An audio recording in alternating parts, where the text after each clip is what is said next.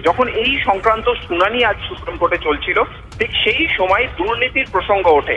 অভিযোগ ওঠে যে কমিশন তারা আবারও পিছন দরজা দিয়ে অযোগ্য প্রার্থীদের চাকরি দেওয়ার চেষ্টা করছে। আর তখনই বিচারপতি তাৎপর্যপূর্ণভাবে বলেন যে এই পুরো ঘটনাটাই ট্রুলি শকিং, কারণ এক্ষেত্রে এর আগেও সুপ্রিম কোর্ট স্পষ্ট করে দিয়েছে যে কোনো অযোগ্য প্রার্থী চাকরি পাবে না, এবং সেক্ষেত্রে নিয়োগ কমিশন তারা আবারও নতুন করে সেই একই চেষ্টা করছে। সেই বিষয়টি অত্যন্ত দুর্ভাগ্যজনক এবং ট্রুলি শকিং বলে আজকে মন্তব্য করেন বিচারপতি। এবং তার পরবর্তী ক্ষেত্রে জানানো হয়েছে যে যারা 45% নাম্বার পেয়েছেন তারা আবেদন করতে পারবেন। এর জন্য 7 দিনের আরো অতিরিক্ত সময় দেওয়া হয়েছে যাতে তারা ফর্ম ফিল আপ করতে পারেন। পরীক্ষা পিছনো হবে কিনা এই বিষয়ে কমিশন এবং রাজ্য সরকারের মতামত জানতে চাওয়া হয়েছে এবং তাদের নোটিশ দেওয়া হয়েছে।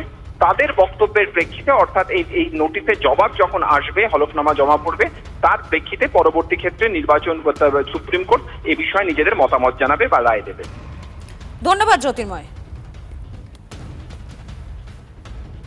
আরো একবার জানাই আপনাদেরকে, এসএসসি মামলায় ফের রাজ্য সরকারকে ভৎসনা সুপ্রিম কোর্টের।